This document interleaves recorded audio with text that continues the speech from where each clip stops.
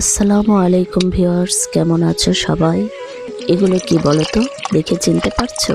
পারবে না, কারণ এগুলো হচ্ছে গ্রামের ঐতিহ্য, যা প্রায় বিলুপ্তির মুখে। এগুলো হচ্ছে এঁটেল মাটি, যা তেঁতুলের সঙ্গে দিয়ে মাথায় দিয়ে দিল ছোট বোন। আর এটা দেওয়ার পরে চলে গিয়েছে একদম পুকুরে গোসল করার জন্য। পুকুরটা ছিল বেশ অনেকটা দূরে বাসা থেকে। এই দেখতে পাচ্ছ, সবাই নেমে পড়েছে পুকুরে গোসল করার জন্য। সবাই মিলে অনেক আনন্দের সহিত গোসল করলাম। গোসল করে এবার বাড়ির দিকে ফিরে যাচ্ছি, একদম ভেজা শরীরে সবাই।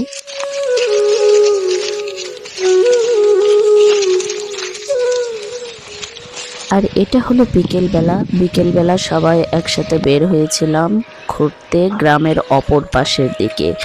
মূলত আমরা এখানে এসেছি শাক নেওয়ার জন্য। গ্রামের মানুষের শাকের প্রয়োজন হলেই কিন্তু এইরকম বেগুন, মরিচ এগুলো জমিতে আসলেই দেখা যায় এগুলোতে প্রচুর পরিমাণে শাক জন্মে থাকে।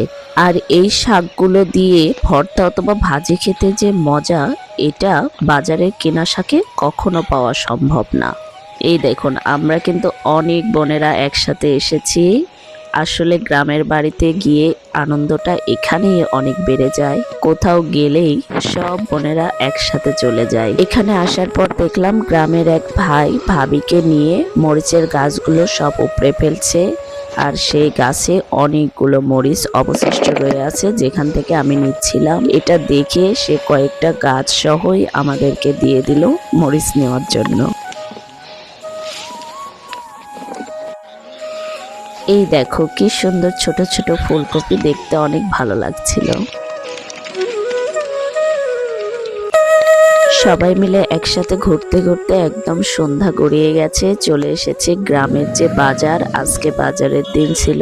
মূলত সপ্তাহে 2 দিন আমাদের গ্রামের বাজারটি বসে থাকে। বাজারে এসে একটা অবাক করা জিনিস দেখলাম, প্রায় 35 কেজি ওজনের মতো একটি মিষ্টি লাউ উঠেছে। আমাদের গ্রামে ঢোকার চৌরাস্তার মোড়েই বাজারটা বসে থাকে। তো সবাই ভালো থাকবে, প্রায় রাত হয়ে গেছে, এখন আমরা বাড়ি যাব। আল্লাহ হাফেজ।